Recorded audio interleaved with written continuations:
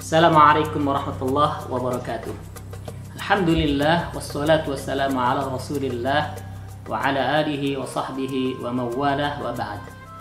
Ikhwah sekalian dirahmati Allah Subhanahu wa taala, ada sebuah pertanyaan ditujukan kepada saya terkait dengan kekhasan metode tartilaku.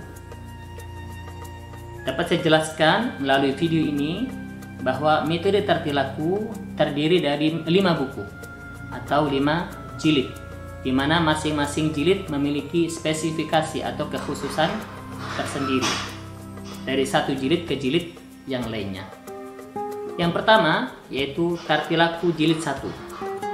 Pada buku ini peserta didik akan belajar huruf hijaiyah berharokat fathah, baik yang terpisah hurufnya ataupun yang sudah disambung hurufnya.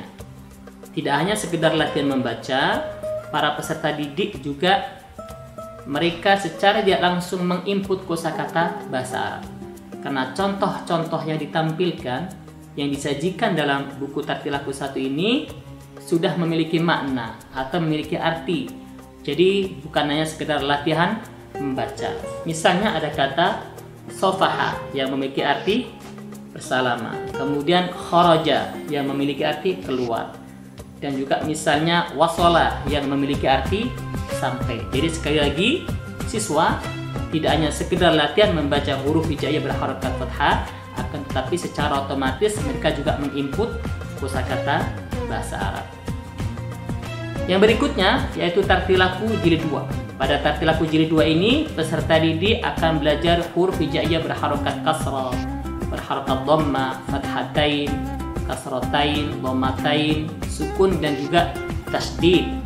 Di samping itu, penyusunan contoh-contohnya juga sudah sesuai dengan abjad Arabik, dimulai dari huruf A dan berakhir dengan huruf Ya. Kemudian juga sesuai dengan gramatikal Arab. Misalnya ketika mengenalkan harokat dhammah atau kasrah tidak menabrak kaidah bahasa Arab.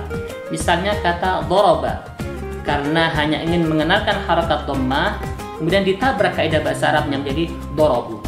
Atau ingin mengenalkan harokat kasrah, kemudian menabrak kaidah bahasa Arabnya ya menjadi dorobi. Contoh dorobu dan dorobi ini tentunya menabrak kaidah bahasa Arab dan mengubah artinya. Doroba yang artinya memukul, ketika rubah menjadi dorobu atau dorobi, maka dia tidak memiliki makna sama sekali.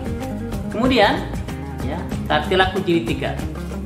Pada buku tartilaku jilid 3 ini peserta didik akan belajar huruf mad ya, dan juga belajar al-qamariyah, al-syamsiyah, dan juga tafkhim jalalah dan tarqiq jalalah atau lafaz jalalah. Nah, kemudian contoh yang ditampilkan di dalam jilid 3 ini berbentuk piramid. Ya, ini tujuannya adalah agar peserta didik ketika membaca contoh yang ada ini tidak merasa terbebani. Berawal dari contoh yang ringan, yang sedikit kalimatnya, kemudian sampai dengan kalimat yang agak panjang, sehingga siswa itu merasa rileks, ya, tidak merasa berat atau merasa terbebani. Nah, ini jilid 3.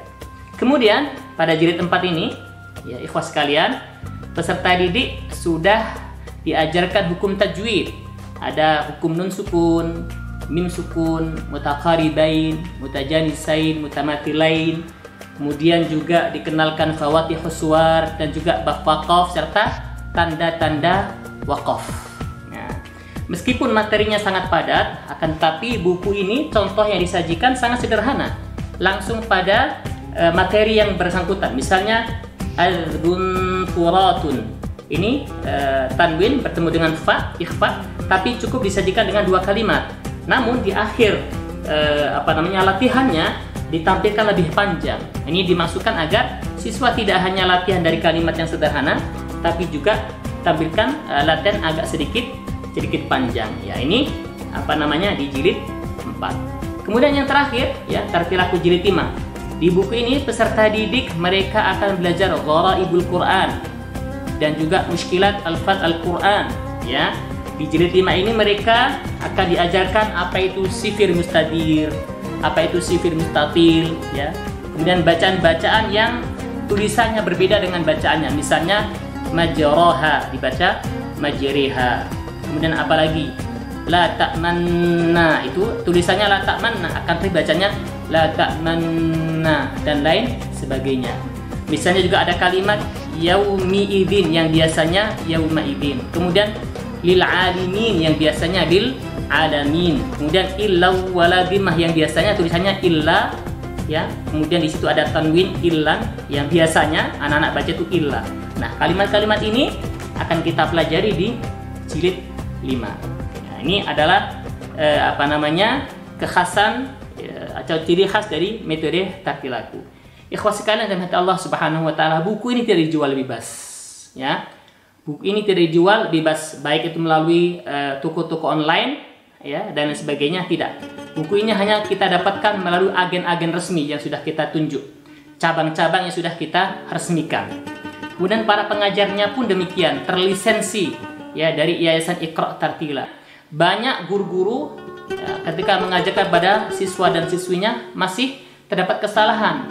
Misalnya ketika membaca huruf so, do, to, seperti ini, mereka masih mencucu, ya, masih menggunakan syafawi atau syafatain, padahal huruf-huruf tersebut itu adalah huruf lisan, sehingga mengucapkannya harus so, do, to, tanpa menggunakan syafatain atau bibir. Nah, itu semuanya tentunya akan kita dapatkan melalui belajar langsung dengan gurunya. Kita tidak cukup belajar melalui YouTube, ya, atau membeli bukunya saja, tidak, tapi belajarnya harus dengan guru, ya, yang sudah mendapatkan lisensi metode tartil laku, sehingga pembelajarannya akan menjadi maksimal. Demikian sekilas metode tartil laku. Mudah-mudahan bermanfaat bagi Anda ikhwah sekalian yang ingin mendapatkan informasi lebih lanjut mengenai buku metode tartil laku ini, dapat menghubungi kami Yayasan Iqra Tartila, atau bertanya kepada guru atau cabang-cabang yang secara resmi kita tunjuk. Demikian, mudah-mudahan bermanfaat. Hadanallahu wa iyyakum ajma'in. Mohon maaf atas segala kekurangan dan terima kasih atas segala perhatiannya. Wassalamualaikum warahmatullahi wabarakatuh.